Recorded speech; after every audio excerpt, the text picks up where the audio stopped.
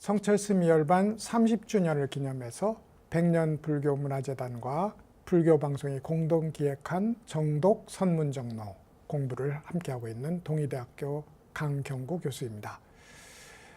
이제 선문정로 전체를 마감하는 입장에서 지난 시간에 선문정로의 3대 종지와 그것이 화두 참고하는 우리에게 갖는 의미에 대해서 살펴보는 시간을 가졌습니다. 오늘은 선문정로가 처해 있는 맥락이라고 할까요? 성철스님이 전체 법문에서 선문정로가 어느 지점에 위치하고 있는지에 대해서 약간의 종적인 개념으로 살펴보는 시간을 한번 갖도록 하겠습니다. 왜냐하면 선문정로 내에서도 그렇고 대표적인 또 다른 법문인 백일법문과 비교해 볼 때도 그렇고 성철스님의 설법은 종종 설법 내부에서 자기 충돌을 하기도 합니다.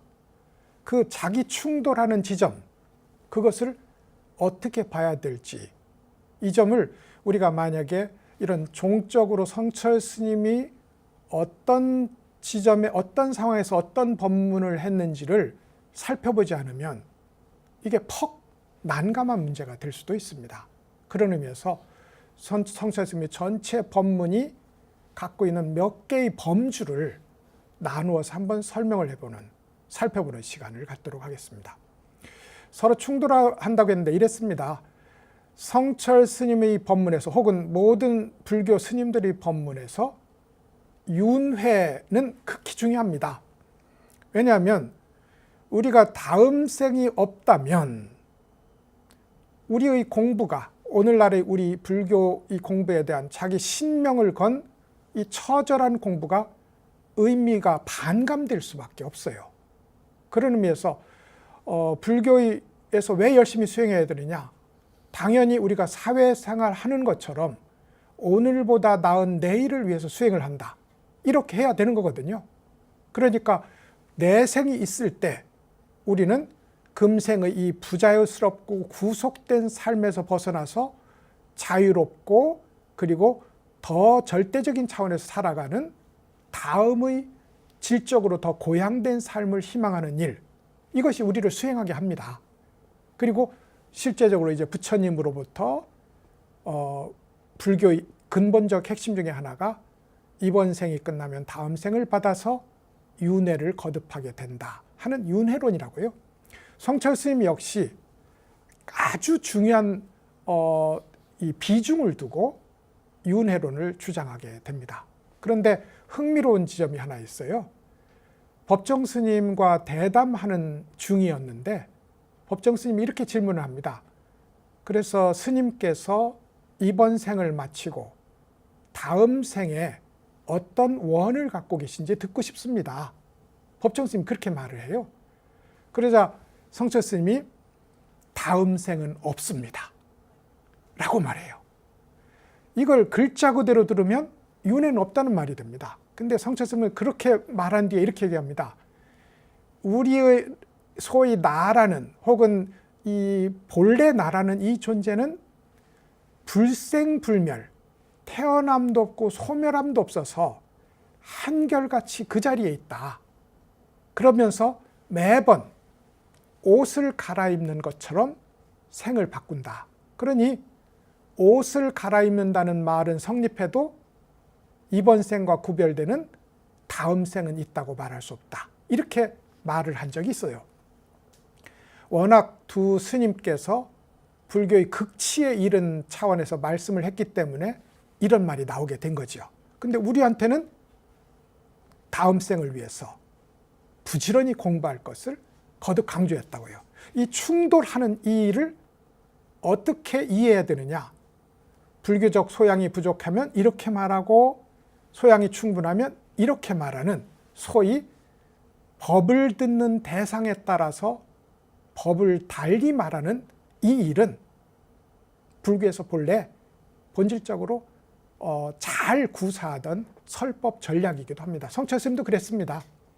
그래서 불교에 대해서 모르거나 소위 불교의 문 입구에 서 있는 사람을 위해서는 뭐가 필요하냐면 뺏고 주기가 필요합니다.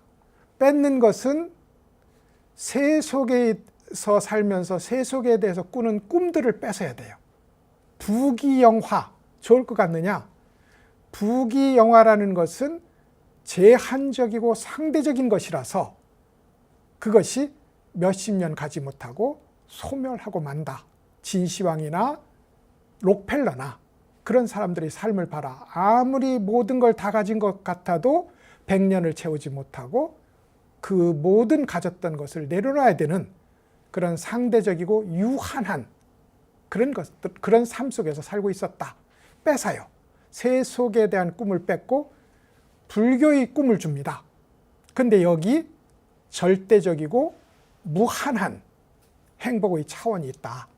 그것은 그야말로 시간과 공간을 초월해 가면서 스스로 자유롭게 이 진리와 함께하는 세계가 분명히 존재하고 역대 스님들을 살펴보면 그런 일이 있다 하면서 너도 그렇게 살고 싶지 않으냐라고 그런 불교의 꿈을 줘요.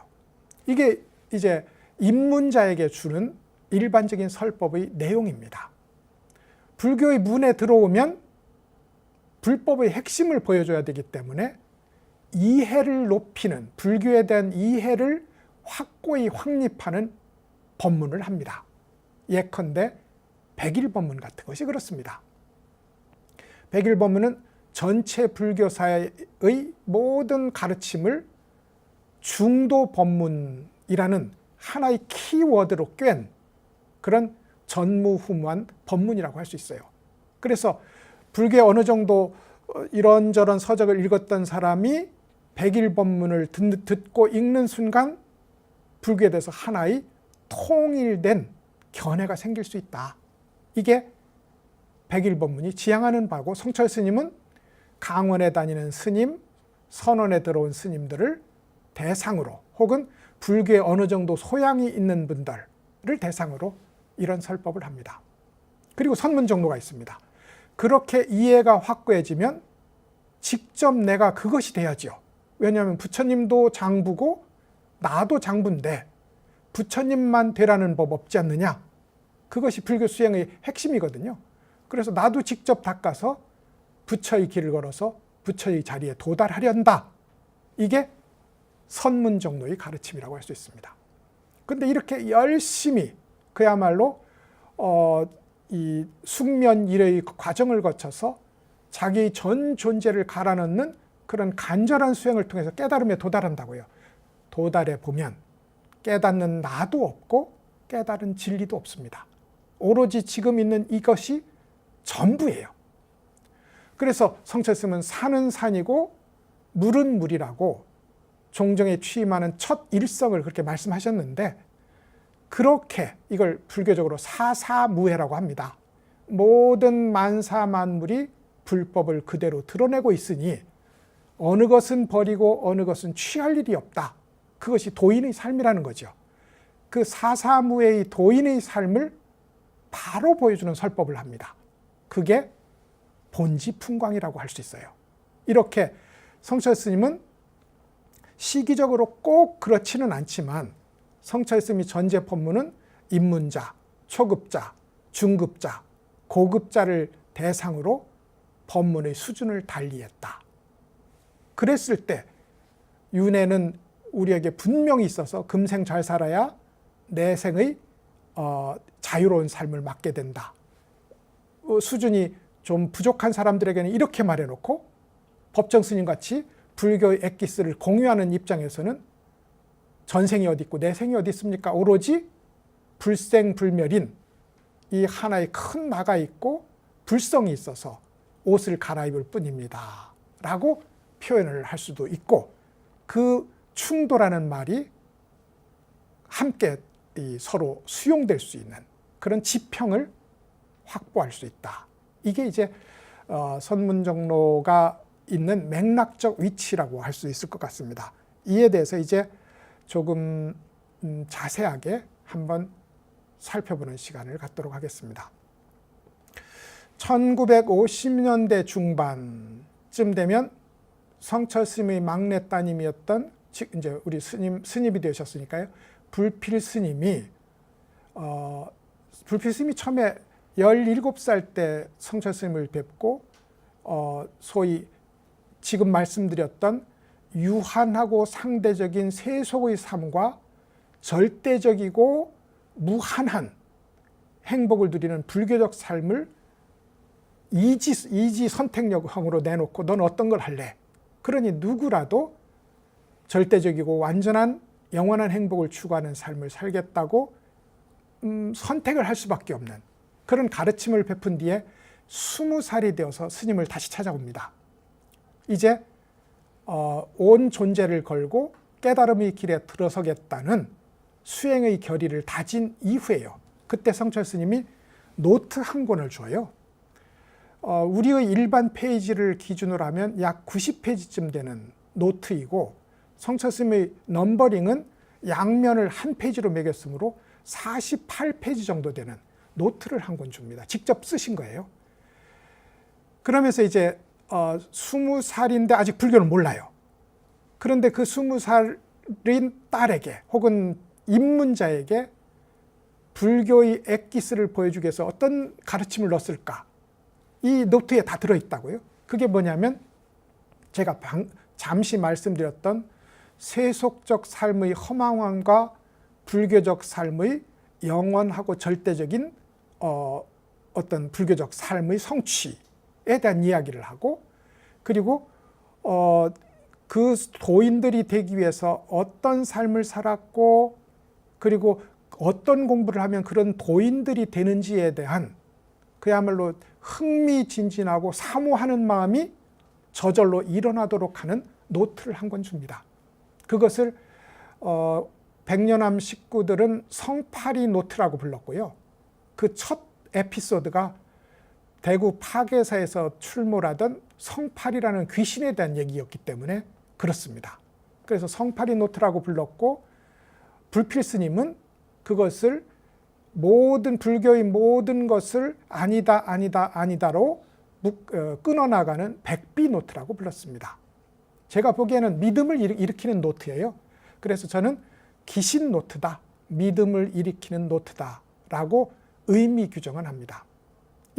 이것이 이제 소위 불교의 문턱에 서 있는 사람들에게 성철 스님이 했던 법문의 핵심입니다. 그러다 보니 귀신 얘기도 지나칠 정도로 많이 하고요.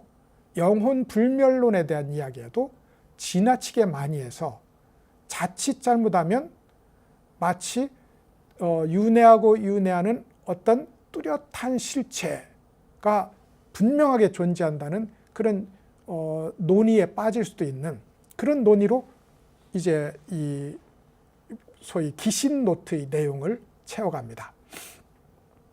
그 다음에 이제 1968년 그때는 이미 성철 스님이 해인사 방장으로 취임하신 후입니다. 근데 이제 이미 그때 성철 스님이 워낙 불교계에 유명하게 되니까 대학생 불교연합회에서 해인사에 가서 하계 수련대회를 가져요. 그때의 법문이 장경각에서 나온 영원한 자유에 실려 있습니다. 재밌는 것은 이 대학생 불교연합회에 참석했던 인원들이 역시 불교의 입구에 서 있던 사람들이었기 때문에 법문의 내용이 불필 스님한테 주었던 기신노트와 거의 동일합니다. 거의 동일해요.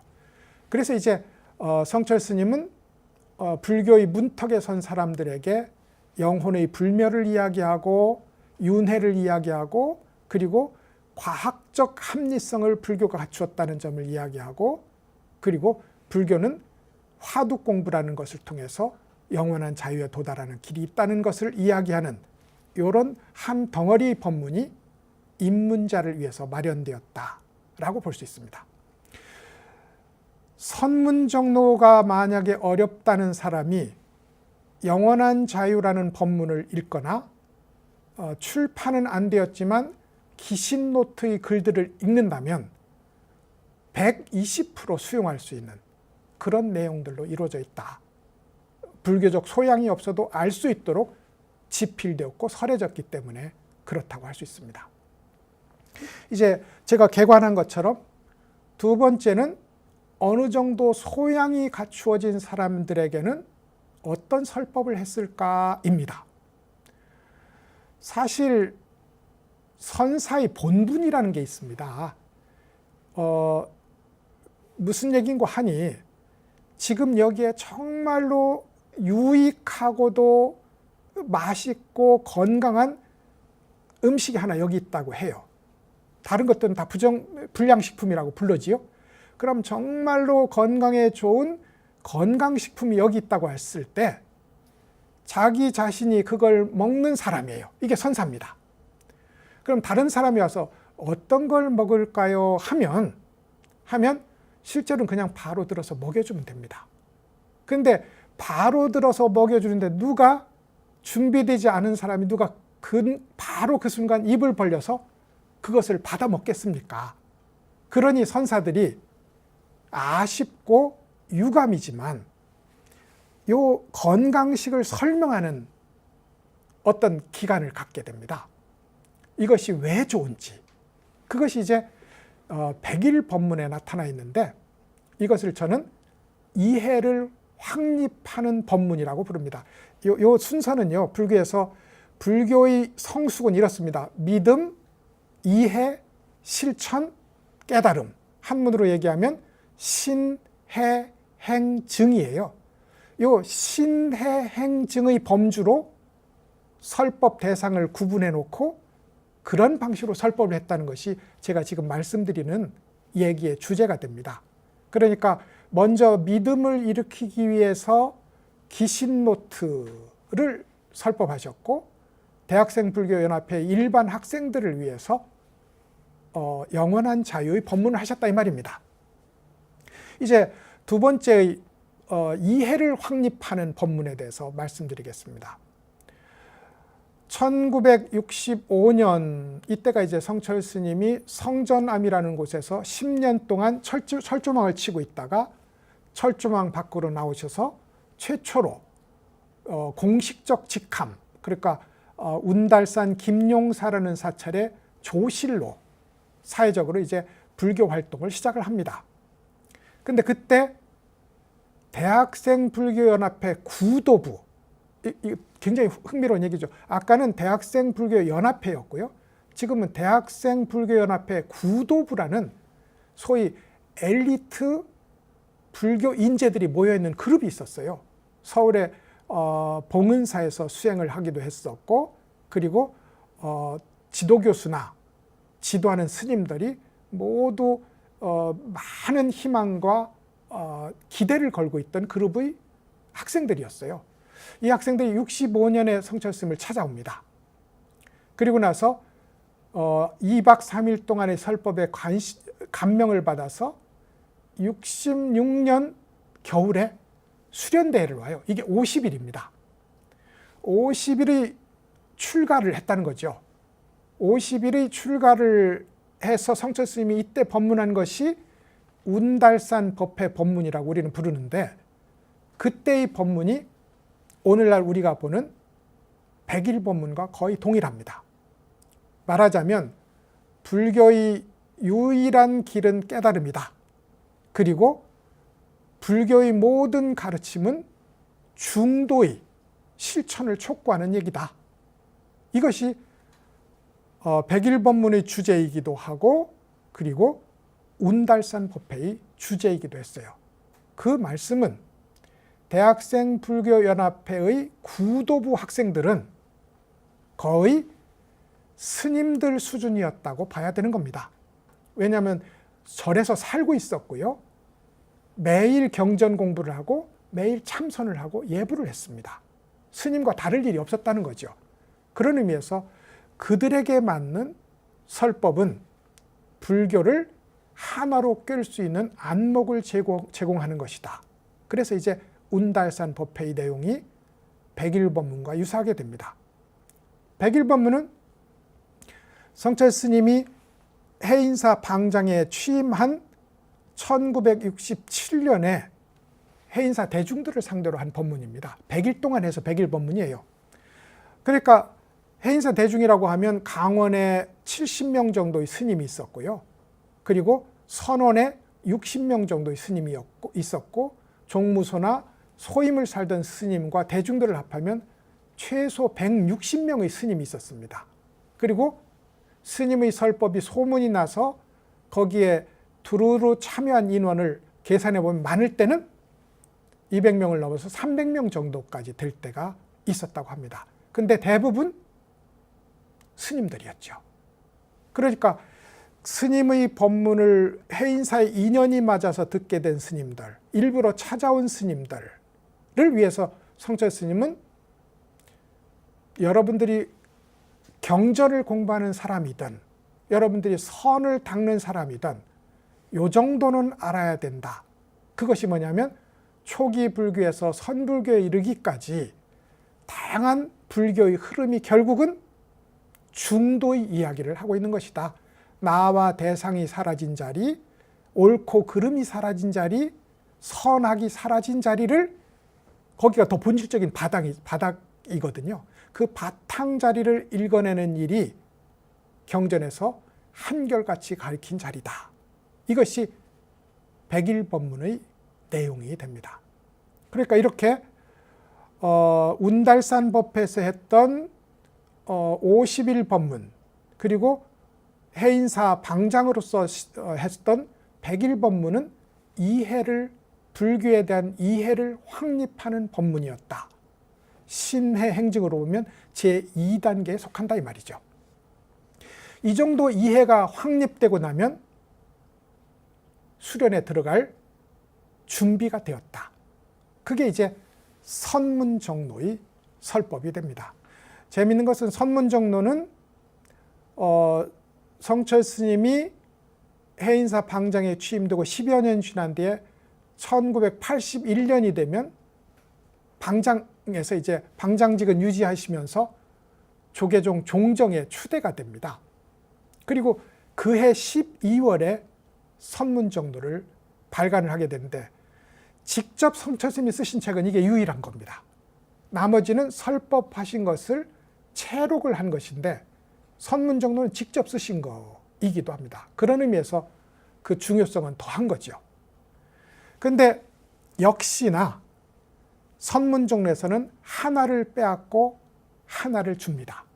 빼앗는 것은 뭐냐면 100일 법문에서 그토록 투철하게 전 불교를 꿰는 것이라고 설명했던 중도에 대한 확고한 직견이 있을 거 아닙니까?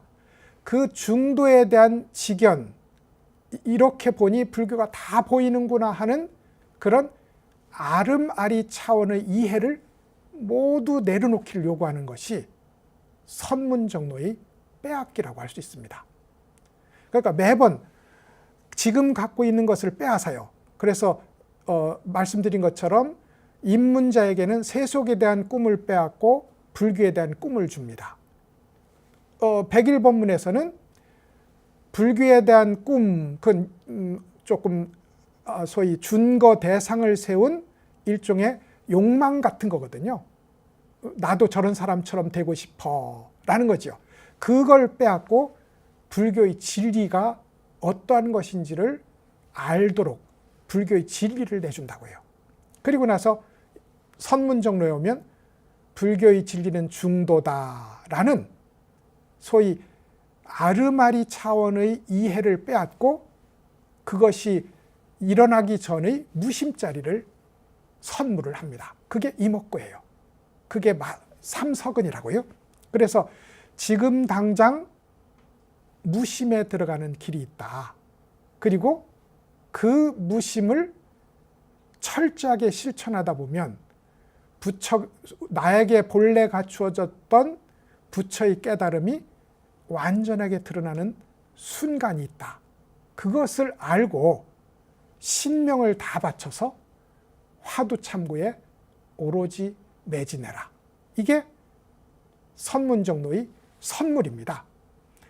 그러니까 100일 법문에서 선물했던 불교의 모든 진리는 중도로 꿰을 수 있다 하는 심오하고도 철저한 이해조차 내려놓도록 그것을 빼앗아 버리고 선정을 통해서 부처의 자리에 도달할 수 있다는 화두를 철저하게 닦는 자세를 선물로 준다고요. 이것이 이제 선문정로의 선물이라고 할 수 있을 겁니다. 근데 이제 잠깐 다시 뒤로 돌아가서 왜 똑같이 대학생 불교 연합회인데 1968년 해인사 수련대회에서는 믿음의 법문을 했고 1967년 대학생 불교연합회 구도부 학생들을 위해서는 그것보다 높은 이해의 법문을 했을까? 이것은 당연한 거예요. 대학생 불교연합회 일반 학생들은 그냥 불교에 대해서 호감 정도를 갖고 있는 학생들이 많았을 거다. 그럴 수밖에 없다. 그런데 그런 의미에서 불교의 문을 아직 안 들어섰으므로 이런저런 선망할 불교의 자리, 부럽고 신기하고 나도 거기 가고 싶다는 욕망할 만한 불교의 뛰어난 자리를 보여줄 필요가 있었다. 그것이 믿음의 법문을 이들에게 했던 이유일 것 같고, 말씀드린 것처럼 대학생 불교연합회지만 구도부라는 초엘리트 집단을 위해서는 스님과 진배 없으므로 백일법문과 동일한 법문을 해서 불교의 진리가 중도에 있음을 한마디로 이렇게 드러낸 일이 된다 이 말이죠. 왜 선문정로를 이야기하다 그 자리로 돌아갔느냐 하면 운달산에서 1966년에 학생들을 겨울에 가르치고요. 이 학생들 중에 또 감명을 받은 학생이 여름에 또 옵니다. 근데 여름에 온 학생들을 위해서는 법문은 덜 하고 바로 수행에 매진하도록 합니다. 그 수행에 매진하도록, 심지어 그 여름 법회는 3, 7, 20일, 21일을 법회를 했는데요. 마지막 일주일은 자지도 않고 오로지 참선만 하는 소위 용맹정진의 기간을 갖게 됩니다. 그리고 그 모든 신명을 바쳐서 화두참구에 들어가는 그 용맹정진의 정신이 선문정로의 정신이기도 하거든요. 그래서 이제 충분한 이해가 확립된 그룹을 위해서는 그 이해조차 빼앗고 오로지 지금 당장 무심으로 들어가서 화두참구에 매진하는 그런 길을 제시한 것이 운달산 법회에서 한번 전례가 있었고, 그리고 이제 선문정로에서 그 길을 제시하고 있다. 이렇게 이제 설명을 드릴 수 있을 것 같습니다. 그러니까 당연히 선문정로의 주제는 제가 3대 종지라고 얘기했지만 선문정로의 주제는 그 훌륭한 중도 법문까지 잊어버려라. 아름아리는 결국은 번뇌망상과 쌍생아일 뿐이다. 아무리 훌륭한 지견이라고 해도 탐진치와 다를 바가 없다. 이게 참선하는 사람의 입장이거든요. 머리에 착한 생각을 하는 것도 번뇌요, 나쁜 생각을 하는 것도 번뇌라는 겁니다. 그 모든 생각, 심의식, 표층, 중층, 심층의 모든 의식장을 내려놓고 오로지 화두 일념으로 무심을 실천해서 궁극적 무심에 도달하는 길을 걸어라. 이게 선문정로의 주제다 보니 아름아리에 대한, 알고 이해하는 일에 대한 절대적 배제가 여기서 일어납니다.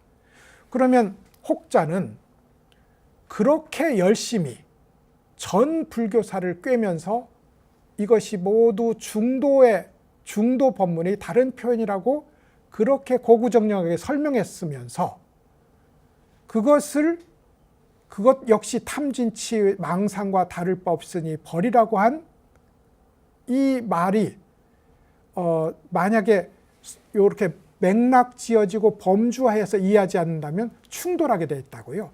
백일법문에서는 불교 공부를 열심히 하면서 참선도 해야 된다 이랬다가 선문적 넣으면 책 절대 읽지 마라 하고 이야기하는 이 두 가지가 충돌할 수밖에 없다 이 말입니다. 그런데 이렇게 맥락을 나눠보면 이 정도 준비된 사람에게는 이해를 확립하는 법문을 함으로 열심히 경전도 있고 불법에 대한 이해를 높일 필요가 있다 하는 법문이 백일법문에 들어가는 것이고, 그것을 내려놓는 자리에 도달했으므로 글자라고 생긴 것은 경전은 물론이고 신문 쪼가리도 보면 안 된다 하는 입장에서 선문정로의 법문을 실천했다 이 말이죠. 그래서 아름아리, 알고 이해하는 일의 절대적 배제, 이것은 백일법문의 설법과 충돌하지만 범주를 나눠보면 결코 충돌하거나 모순되지 않는다, 이렇게 이해해 주시면 될 것 같아요. 이것이 이제 선문정로의 설법이 될 것 같고요. 제가 이제 이 소위 뺏고 주기라는 방식으로 성철 스님의 소위 4개 범주의 설법을 지금 설명드리고 있습니다. 이것은 임재 스님이 전에 사료관이라는 설법에서 임재 스님이 끝없이 강조했던 얘기이기도 합니다. 뺏고 주는 것이, 물론 이것과 완전히 동일하지 않지만 하나를 주면, 예를 들어 사람 자아에 대한 욕망을 뺏으면 법에 대한 희망을 준다, 이런 방식의 설법 방편이 있었다고요. 그것을 성철 스님은 이렇게 빼앗고 내어주기라는 방식으로 설법을 연결하고 있다, 이렇게 이제 설명을 드린 거죠.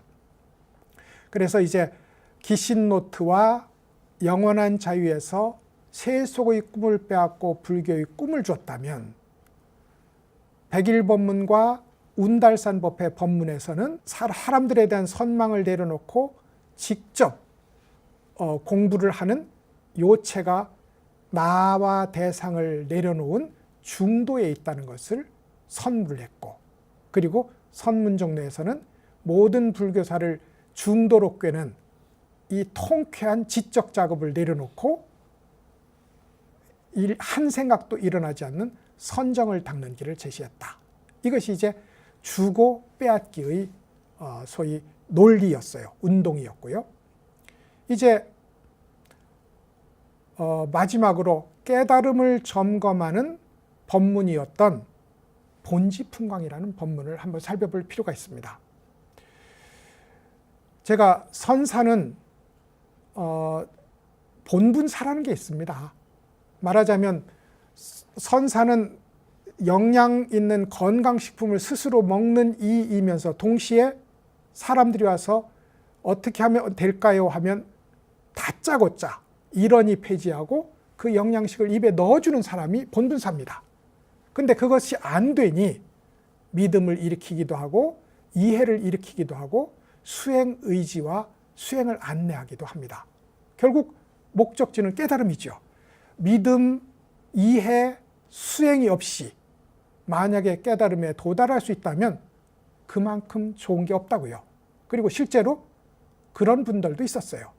그분들은 생례적으로 믿음과 이해와 수행을 갖춘 분이었거나 극히 소박해서 간교한 소위 아르마리의 농간이 못 들어가는 그런 순결한 정신의 소유자였을 수도 있을 겁니다. 그런 사례가 많아요. 마지막 불교의 목적지인, 유일한 목적지인 깨달음에 도달한 자리를 직접 보여주는 법문을 한 것이 본지풍광입니다. 1967년에 방장이 되고 나서 매달 결제 때마다 매달 보름과 소위 말일날 30일 날 상당 법문이라는 걸 해요. 모든 방장 스님은 그렇게 정해진 날에 정식으로 대중들을 모아놓고 설법을 하는 것이 중국 총림의 전통이기도 했고 성철 스님이 되살린 법문의 소위 모델이기도 했습니다. 이 자리에 올라가서는 요만큼도 소위 성철 스님 용어를 빌자면 선승의 파업계, 선승으로서의 본업에 어긋나는 말을 하지 않고자 했습니다. 그러니까 우리가 들으면 그 알 듯 모를 듯한 신비하고도 이 고개가 갸웃거려지는 그 무수한 선의 이야기들을 성철 스님이 이제 소위 이 선자에 올라가서 말씀을, 법자에 올라가서 그런 설법을 했다는 겁니다. 이것을 모아놓은 것이 본지풍광이에요. 근데 이제 이것을 초기에는 설법을 한 것을 녹음했다가 그것을 성철 스님의 상자이신 원택 스님이 녹취를 합니다. 그리고 녹취를 한 것을 한번 보자고 해서 성철 스님이 보고 나서는 그게 안 되는 거지요. 왜냐하면 성철 스님이 단박에 명확하게 보여주고자 했던 세계가 문자화되면 자꾸 어딘가 훼손되는 거예요. 그래서 성철 스님이 안 되겠다. 오늘부터 내가 직접 구술할 테니 그것을 매일 일정한 시간에 올라와서 받아 써라. 그래가지고 구술하는 것을 받아 씁니다. 근데 성철 스님의 말씀은 극히 간명하고 짧고 빠릅니다. 그러니까 일반인들이 알아듣기에는 그렇게 구술한 것만 가지고는 어려워요. 그래서 이제 편집과 출판 과정에서 성철 스님이 상당 버벌을 하시면서 이런저런 설명을 가한 부분을 여기에 추가를 합니다. 그리고 일부 소위 옛 공안들에 대한 번역에 어려운 부분이 있으면 기존에 나온 서적을 참고하기도 하고요.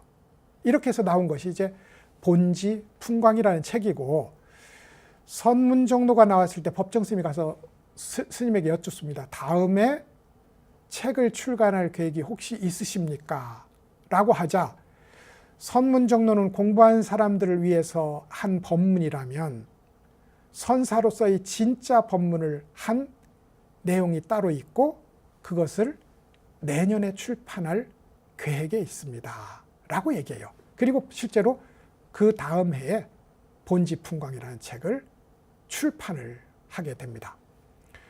역시나 이 책 역시 내가 부처님 밥값을 했노라 하고 스스로 자부감을 느끼는 그런 책에 속한다. 그러니까 성철 스님이 선문정로와 본지풍광에 자신의 모든 것을 담았다. 이렇게 설명을 드릴 수도 있을 것 같습니다. 제가 주구빼앗기라고 했지 않습니까? 그러니까 이제 이 선문정로에서는 열심히 공부해서 숙면일여의 과정을 거쳐서 내 명철의 자리에 도달하는 길을 여기다 제시했다. 빼앗은 것은 알고 이해하는 일이고 준 것은 선정이었다 이 말이죠. 근데 깨달음의 자리에 도달해 보면 우주 법계가 이미 선정이고 이미 중생이든 만사만물이든 부처의 법문을 설하고 있는 입장에서 선정도 없고 닦음도 없는 자리가 있다 이 말이죠. 그래서 그 오로지 깨달음일 뿐, 오로지 부처님의 현현일 뿐인 자리를 남김없이 드러낸 이 이제 본지풍광 역시 선문정로에서 줬던 것을 빼앗고 이제 주고 빼앗을 것이 없는 자리를 제시하는 그런 이제 마지막 설법을 하게 됩니다. 아마도 본지풍광이라는 이 책은 중국으로 보면 벽암록이나 종용록과 같은 그야말로 최고의, 벽암록은 선문의 제1가는 책이라고 부르거든요. 그런 벽암록이나 종용록, 무문관과 같은 그런 최고의 선종서적이라고 본지풍광을 부를 수 있습니다. 그리고 우리같이 이렇게 공부하는 입장에서 보면 오히려 벽암록이나 종용록이나 무문관보다도 본지풍광이 훨씬 더 친절하고 훨씬 더 풍부한 내용으로 이루어져 있는 것을 확인을 할 수가 있습니다. 다만 그것을 우리가 알고 이해하는 차원으로 끌고 와서 설명을 하고자 한다면 그것은 성철 스님의 설법 취지에 정반대로 반하는 일이 될 수 있다. 분명히 제가 생각을 떠나고 말을 떠난 자리, 그 불가사의한 자리가 불교의 도달점이라고 했어요. 그리고 그 불가사의한 자리가 비현실적인 것이 아니라 공부를 해서 도달해 놓고 나 보면 너무나 명확해서 도저히 의심할 수 없는 자리가 있다 이 말입니다. 그 자리에 우리가 도달하지 못했다면 그것을 우리가 아는 차원으로 끌고 내려와서 설명할 것이 아니라 설명하고자 하는 이 소위 의식의 작용을 내려놓고 선문정로의 길을 따라서 그 자리에 도달하고 나면 더 이상 군말의 필요가 없이 본지풍광의 자리가 보여진다. 이것이 본지풍광을 대하는 우리의 입장이 될 수 있습니다. 이렇게 해서 성철 스님의 법문을 전체적으로 믿음을 일으키는 법문, 이해를 확립하는 법문, 수행을 닦고 선정을 닦는 법문, 선정과 수행조차 내려놓고 본래 진리인 자리에 완벽하게 도달한 그 자리를 보여주는 법문으로 범주를 나누고, 혹 상호간에 충돌하는 점이 있다면 그 범주의 다름으로 인해서 일어난 것이지 성철 스님이 스스로 자기 모순을 범하고 있는 것은 아니라는 점, 이 점을 한번 선문정로를 함께 공부한 시청자 여러분들과 함께 공감을 하고자 했습니다. 저희 선문정로에 대한 공부, 성철 스님에 대한 공부는 오늘 이 시간으로 모두 마치도록 하겠습니다.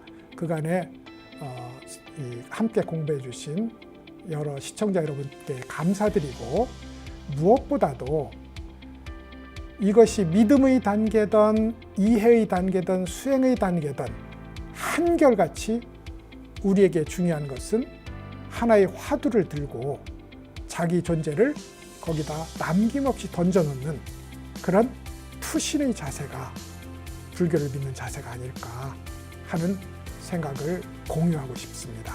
여러분, 앞으로 화두 참고하는데 큰 마음을 내시고, 그리고 거기에 선문정로, 제가 이렇게 두서없이 썼던 정독 선문정로가 조금이라도 도움이 되었으면 하는 희망을 가져봅니다. 강의 들으신다고 수고 많으셨습니다.